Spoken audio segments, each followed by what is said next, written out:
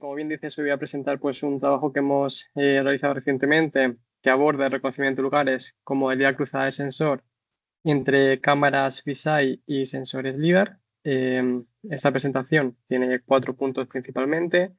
En la primera de ellas vamos a abordar la introducción, en la cual os voy a plantear la tarea de pre-recognition y en concreto en qué consistiría esta tarea cuando disponemos de diferentes sensores. Además, en el segundo punto, voy a escribir el método propuesto en este trabajo.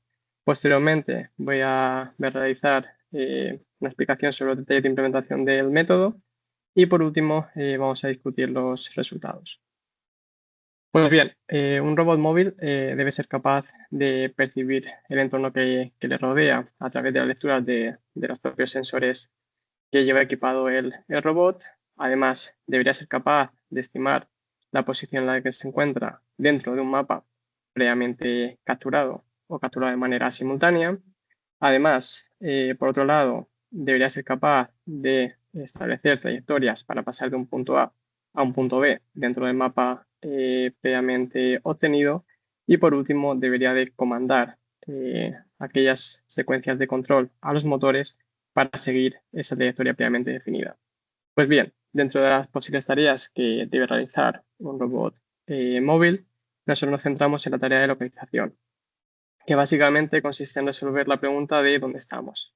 Y más en concreto, nosotros nos centramos en resolver la tarea de reconocimiento de lugares, la cual está íntimamente ligada a la tarea de localización y construcción de mapas de manera simultánea. Y básicamente es la modalidad en la cual, por ejemplo, un humano trataría de localizarse. Simplemente haciendo uso de nuestra vista, por ejemplo, pues trataríamos de establecer en qué ubicación nos encontramos. Pues bien, analizando lo que viene siendo la tarea crossmodal de pre-recognition, básicamente consistiría en capturar un mapa o una base de datos con un robot que vaya equipado con uno de los dos sensores, por ejemplo en este caso el sensor LiDAR. Esta información se debe comprimir por medio de una red neuronal para conformar nuestra base de datos, nuestro mapa, y esta será utilizada posteriormente para llevar a cabo la localización. Cabe destacar que durante todo este proceso pues, se dispone de GPS para asociar cada una de estas lecturas del sensor con una posición dentro de un entorno determinado. En este caso estamos hablando de escala de ciudades. Pues bien, posteriormente, otro robot o organismo equipado con un sensor diferente, en este caso con dos cámaras fisheye, debe ser capaz de establecer en qué posición se encuentra dentro de ese mapa previamente capturado, comparando las lecturas actuales del sensor con las lecturas previas que hemos capturado anteriormente. Para ello, pues necesitamos de una red neuronal que nos lleve al mismo espacio del descriptor las lecturas de imagen y las de LiDAR. Cabe destacar que para esta tarea pues, se asume que ya no se dispone de información GPS. Por tanto, únicamente el robot dispondrá de la información sensorial, la cual va equipada en el mismo vehículo. Pues bien, habiendo explicado esto, se nos abren dos posibilidades o dos modalidades de empleo. Por un lado, la modalidad de 2D a 3D, que es la que he explicado anteriormente, en la cual el mapa o base de datos ha sido capturado por medio de un sensor LiDAR y otro día cualquiera debemos de llevar a cabo la localización o el reconocimiento de lugares por medio de las cámaras fisheye. Para ello necesitamos, como he dicho, tener una red neuronal que nos comprima y nos describa ambos tipos de información en un vector, de manera que podamos comparar el vector obtenido a partir de las cámaras, que en este caso son nuestros datos de consulta, con aquellos que comprenden la base de datos o mapa. De manera que, por medio de una búsqueda del vecino más cercano, podremos establecer qué instancia LiDAR es la más parecida a la imagen y, por tanto, a través de esa instancia, establecer la posición del robot. De manera análoga, en la modalidad 3D-2D, en este caso, se utilizará como consulta los datos del LiDAR y se dispondrá de la base de datos de cámaras. Pues bien, para abordar esta tarea, nosotros decidimos en este trabajo utilizar tres fuentes de unión entre el sistema de visión y el sistema LiDAR. Las tres fuentes de unión que hemos empleado son la intensidad, la profundidad y la información semántica. La información de intensidad nos viene de manera directa de ambos tipos de sensor. Por ejemplo, para las cámaras fisheye, la información de intensidad sería la información RGB transformada a grayscale, y para el caso del LiDAR, pues se obtendría directamente de la reflectividad del sensor. Por otro lado, en el caso de la información de profundidad, este tipo de dato viene totalmente directo o es intrínseco del sensor LiDAR, ya que es capaz de medir la distancia a la cual se encuentran los objetos, construyendo una nube tridimensional métrica. Y por otro lado, a partir del sistema de visión, no disponemos de ese tipo de información de profundidad métrica, y por ello necesitamos utilizar un modelo externo, una red neuronal, que nos permita estimar esa profundidad. Por último, la fuente de información semántica no proviene directamente de ningún tipo de sensor y requiere de ser establecida o predicha por módulos externos de segmentación semántica, tanto en 2D como en 3D. La base de datos que hemos empleado en este trabajo para diseñar el método, para realizar los entrenamientos y para validarlos es la base de datos de Kitty 360, la cual está compuesta por dos cámaras fisheye, la cual tiene un ángulo de visión de 360 grados y además dispone de sensores LiDAR. Esta base de datos está dividida en entornos urbanos y de autovía y está compuesta por un total de 11 secuencias, las cuales se realizan a través de la ciudad de Karlsruhe, en Alemania, y vemos que tienen longitudes de varios kilómetros. Pues bien, el método que nosotros proponemos en este trabajo lo denominamos Crossplace y básicamente trata de unificar ambos tipos de información antes de entrar al modelo neuronal. Con lo cual, para tratar de unificar ambos tipos de información, primero tenemos que trabajar con las imágenes fisheye, que tenemos dos, una por cada cámara, y tenemos que unificarla en una sola imagen, lo cual lo conseguimos por medio de una proyección X rectangular a través de la esfera unidad. Por otro lado, la nube de puntos, que tiene una representación 3D métrica, como he dicho antes, a través de una proyección esférica nos permite obtener una representación en imagen, en formato imagen, tanto del dato de intensidad que nos devuelve el sensor como el dato de profundidad, que es lo que muestro en estas dos imágenes de aquí. Pues bien, vamos a trabajar con estos dos tipos de datos, el de la imagen X rectangular y las proyecciones de LiDAR, para tratar de asemejarlos lo máximo posible, tanto en intensidad, profundidad y semántica. Si nos centramos en la imagen X rectangular que os he mostrado anteriormente, y en este caso en el formato de intensidad, simplemente consistiría en transformar los datos RGB a escala de grises. Además, se ajusta el pop vertical de la cámara al del LiDAR para que en ambos tipos de datos pues, se presencie la misma información. Y por otro lado, realizamos un inpainting de la zona en la cual aparece el morro del vehículo, pues para limitar el número de artefactos que aparecen en la imagen. Como digo, eliminamos esta zona y se reconstruye la escena por medio de otro modelo de IA. En cuanto a la información de profundidad, como he dicho anteriormente, no se dispone directamente de esta información con una cámara y es por ello que necesitamos utilizar un modelo externo. En este caso, DeepThinking V2. Nos permite obtener una representación de profundidad relativa a partir de la imagen RGB o grayscale que hemos obtenido anteriormente. Con ello, realizamos un procesamiento parecido al que hemos hecho anteriormente, eliminamos la zona en la que aparece el morro del vehículo y además se potencia esta imagen para que haya un mayor contraste en las zonas alejadas. Por último, en cuanto a la información semántica de la cámara X rectangular o de las cámaras fisheye, se utiliza el modelo Segformer para obtener un mapa semántico en el cual tenemos clasificados cada uno de los píxeles de la imagen con su categoría semántica, por ejemplo vehículo, por ejemplo carretera, vegetación, etc. Además, en este caso también se reduce el FOB para ajustar los LiDAR y también se realiza un inpainting del morro del vehículo. En cuanto a los datos de LiDAR, Como he dicho anteriormente, pasamos de una representación 3D del espacio a una proyección esférica y en este caso estamos mostrando los resultados de intensidad. Como veis, los sensores LiDAR tienen la característica de que representan el espacio con una serie de anillos o planos, según la resolución del sensor. Estos anillos o planos, cuando se proyectan la imagen, generan estas líneas horizontales en las cuales no hay ningún tipo de información y nosotros hemos mitigado este problema por medio de una interpolación vertical. Además, como veis, existe una zona totalmente negra en la parte inferior de la imagen y a los extremos de la misma que se corresponde a aquellas zonas en las que los rayos láser del sensor chocan con el propio vehículo del robot, de manera que no tenemos ningún tipo de dato, ya que a distancias muy cercanas el sensor no es capaz de estimar la profundidad o la distancia que existe entre el objeto y el propio sensor. De manera que hemos realizado un inpainting para rellenar estas zonas para tener una mayor consistencia en la imagen. Hacemos lo mismo para la información de profundidad del sensor LiDAR con la interpolación vertical y el relleno de la zona correspondiente al vehículo.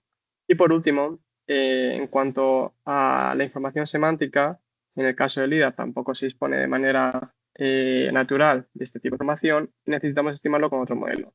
En este caso hemos utilizado Mignonette, que nos permite segmentar semánticamente esta nube de puntos en 3D, la cual se proyecta de nuevo a formato imagen y se aplican los procesamientos que hemos mencionado anteriormente. Con lo cual, ahora presento el diagrama global de nuestro método, el cual, como he dicho anteriormente, hemos definido con el acrónimo CrossPlace. Y este diagrama lo que nos permite es obtener un descriptor global análogo para ambos tipos de sensor, ya provengan los datos de LiDAR o de las cámaras fisheye. Con lo cual, cabe destacar que estas tres imágenes que hemos definido anteriormente, intensidad, profundidad y semántica, para ambos tipos de sensor, pues van a entrar a una red neuronal que es idéntica tanto para LiDAR como para cámaras, que tiene pesos compartidos y que va a estar compuesta a su vez por tres ramas independientes. Cada una de estas ramas va a estar compuesta por un modelo de place recognition que ya es popular en la temática, que se denomina cosplays, que de ahí viene un poco también nuestro nombre. Y los descriptores que obtienen cada uno de estas ramas se concatenan por medio de una fusión tardía. Pues bien, ahora vamos a pasar a los detalles de implementación y básicamente, como he dicho anteriormente, la base de datos o dataset que hemos utilizado es la Architect 360, la cual tiene los datos divididos en entornos urbanos y de autovía. Los hemos dividido a su vez en entrenamiento, test y fase de test, siendo test y fase de test secuencias o entornos que la red nunca ha visto antes durante el entrenamiento. Y como veis y como podéis observar, pues contamos con miles de imágenes para poder entrenar y validar el método. Pues bien, si nos centramos en el entrenamiento del modelo, de la arquitectura propuesta, vamos a hacer uso de una función de pérdida que se llama Truncated Smooth Average Precision. No me entro demasiado en detalle, pero básicamente es una función de pérdida que funciona por contraste, y es que, dado una nube de puntos o imagen anchor, tratamos de encontrar ejemplos positivos, los cuales van a estar situados a una distancia menor de 10 metros, y tratamos de buscar ejemplos negativos, que son aquellos que van a estar situados en una distancia superior a 50 metros. De manera que esta función de pérdida lo que va a hacer es forzar a la red neuronal a obtener descriptores muy cercanos para aquellas posiciones que también lo son, y descriptores que se alejen un poquito más, que sean diferentes, para posiciones mucho más alejadas con respecto a la imagen o 9 puntos de referencia. La forma en la que vamos a evaluar el método va a ser tanto en la modalidad 2D como de 3D a 2D, es decir, en ambas direcciones, y la métrica que vamos a emplear es la de Recolat1, que básicamente trata de evaluar que si la imagen o 9 puntos que hemos encontrado en nuestro mapa está situada a una distancia menor a un cierto threshold, en este caso 10 metros, entonces se considera un acierto. De manera que tenemos una métrica en tanto por cien. Pues bien, si analizamos los resultados, en este caso vamos a analizar las tres fuentes de unión que he mencionado anteriormente de manera independiente para ver la contribución de cada una de ellas. En esta tabla de aquí muestro los resultados en términos de recall at one, como os he mostrado en la métrica anterior. Y en este caso, tanto en test par de test, en sus respectivos entornos de urbanos y de autovía, y en ambas modalidades, de 2D a 3D y de 3D a 2D. Por lo que, si analizamos los resultados de intensidad, profundidad y semántica de manera independiente, de manera más o menos general, ocurre que la información semántica funciona muy bien en entornos urbanos, mientras que la información de profundidad funciona mejor en entornos de autovía, siendo la que proporciona un mejor comportamiento del método a nivel promedio. Si ahora nos centramos en esas técnicas de procesamiento que he ido definiendo anteriormente, y en este caso voy a mostrar únicamente resultados de la información semántica, aunque sería análoga para profundidad e intensidad, con respecto a no hacer nada, con respecto a no tocar nada esas imágenes o información LiDAR, el inpainting del vehículo en la imagen, la interpolación vertical del sensor LiDAR y el inpainting de ese sensor LiDAR también produce mejoras significativas en el comportamiento total del modelo. Además, si tratamos de fusionar estas fuentes de información, la intensidad, profundidad semántica, las cuales pues, funcionan de manera más o menos similar, siendo la intensidad la que peor funciona, pero a su vez no requiere ningún módulo externo. La profundidad era la que mejor funcionaba y la semántica está a medio camino.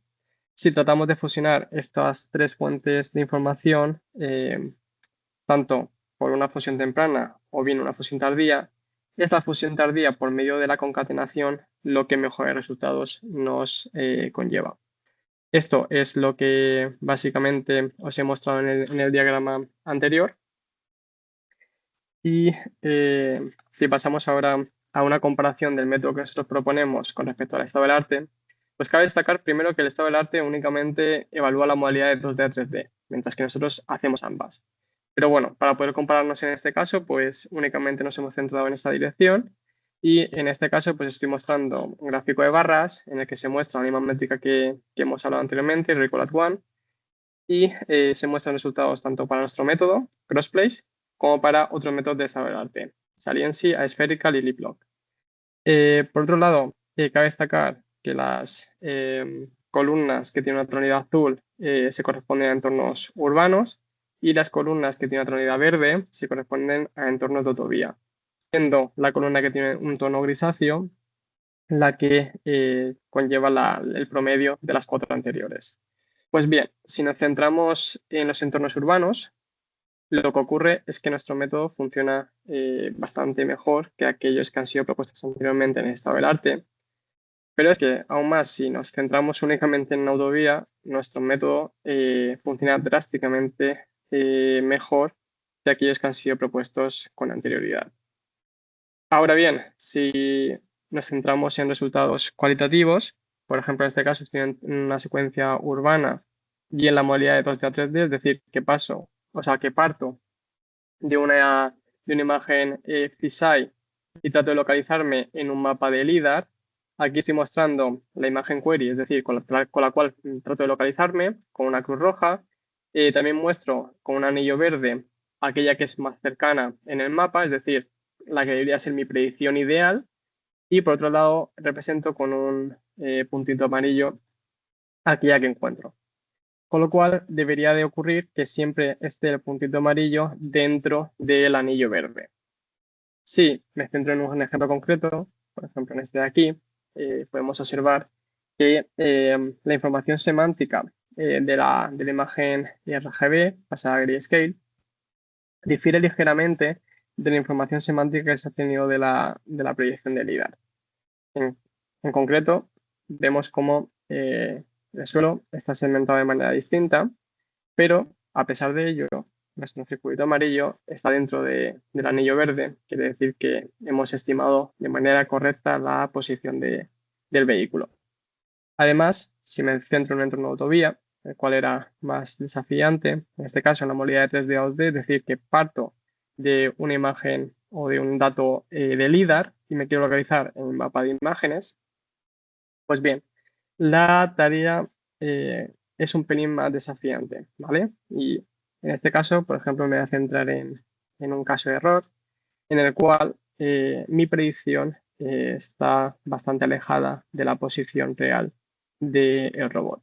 ¿Qué es lo que está ocurriendo aquí? Pues si nos fijamos, en la imagen de reflectividad del LiDAR vemos que al otro lado del carril viene en contra una furgoneta, eh, pero es que la que nosotros hemos encontrado también viene a otro carril otro vehículo, pero no se trata del mismo vehículo. Si nos fijamos, la más cercana real, pues sí que representa en la imagen pues una furgoneta, mientras que la que nosotros hemos encontrado como más cercana en el mapa, pues tiene un vehículo que no es exactamente el mismo. Y en este caso, pues lo que está ocurriendo es que esa información semántica nos está jugando una mala pasada. Para finalizar, pues cabe destacar que este, este método que os he presentado hoy está a punto de ser publicado en la revista de Expert Systems with Applications, la cual tiene un índice de impacto de un cuartil de 1 JCR. Además, todos estos resultados pues, se pueden encontrar de manera totalmente accesible a través de nuestro repositorio GitHub, así como los códigos y datasets. Y nada, si tenéis alguna duda, pues aquí estoy para resolverla.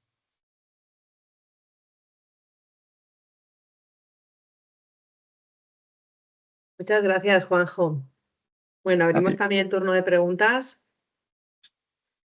Juanjo, deja de compartir. Vale, voy. Un segundo.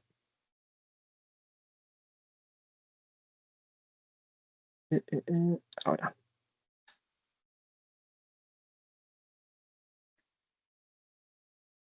Bueno, pues mientras vemos si alguien tiene alguna pregunta, a mí la verdad es que me ha llamado mucho la atención la comparación entre los resultados que habéis conseguido con vuestro método y los existentes.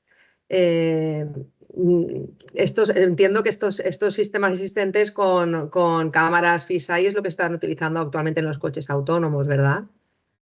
A ver, en los vehículos autónomos, por ejemplo, Tesla decide únicamente confiar en cámaras para llevar a cabo pues, la detección de personas y demás para llevar a cabo la navegación. Pero sí que es cierto que en vehículos autónomos actualmente la localización como tal pues se hace uso de los sistemas GPS, que son posicionamientos globales a partir de satélites, en los cuales pues a día de hoy todo funciona correctamente. Lo que pasa que lo que ocurre es que es sabido que cuando tenemos problemas bélicos, estos sistemas claro. GPS se adulteran para no tener la posición correcta. Entonces, de ahí viene un poco también estas líneas de investigación en las cuales quieres no ser dependiente de sistemas externos y únicamente con los sensores que tienes en tu propio robot tratar de localizarte. Entonces, lo que ocurre principalmente, o la principal diferencia entre mi método y los propuestos en estado del arte, es que los otros métodos tratan de llevar al mismo espacio del descriptor la imagen y la nube de puntos en crudo, con dos arquitecturas totalmente diferentes y por tanto es muy difícil tratar de llevar a un mismo espacio del descriptor cosas que no tienen nada que ver. Lo que nosotros proponemos en nuestro trabajo es tratar de asemejar lo máximo posible a ambos tipos de información a la entrada a la red, utilizar exactamente la misma red para procesar ambos tipos de información, de manera que de manera inherente va a ser mucho más sencillo tener un espacio de descriptor compartido entre ambos tipos de sensor. Vale, entonces cuando no se tenga GPS, utilizar ¿Sí? vuestro método va a suponer un incremento de la seguridad y de la precisión de estos sistemas espectacular, ¿no? Porque estábamos pasando, por ejemplo, lo que has comentado en autovía o en entornos urbanos no se nota tanto, pero en autovía sí que estamos pasando de alrededor del 20% al 100% con vosotros.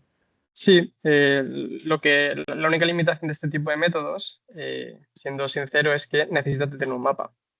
Es decir, si tú te quieres localizar en Elche, por ejemplo, que es donde nosotros vivimos, tienes que haber mapeado previamente la ciudad completa. Ujú. Lo que está teniendo nuestras investigaciones es de partir de datos que ya son previamente conocidos. Por ejemplo, imágenes satelitales. Tú ya dispones en Google Earth de una visión satelital de tu entorno y sí que es verdad que es mucho más desafiante tratar de localizarte en tierra-aire, es decir, de una visión totalmente en tierra a una visión aérea, pero es algo que están teniendo también estas investigaciones. De hecho, también estoy abordando esta investigación en concreto con sensores LIDAR que van haciendo cartografía del terreno. Es decir, hay planes gubernamentales que básicamente tratan de sacar modelos 3D del terreno, de las ciudades. Entonces, con estos mapas previamente capturados, tratar de localizarnos con el robot sin hacer uso de mapas hechos a medida para la tarea.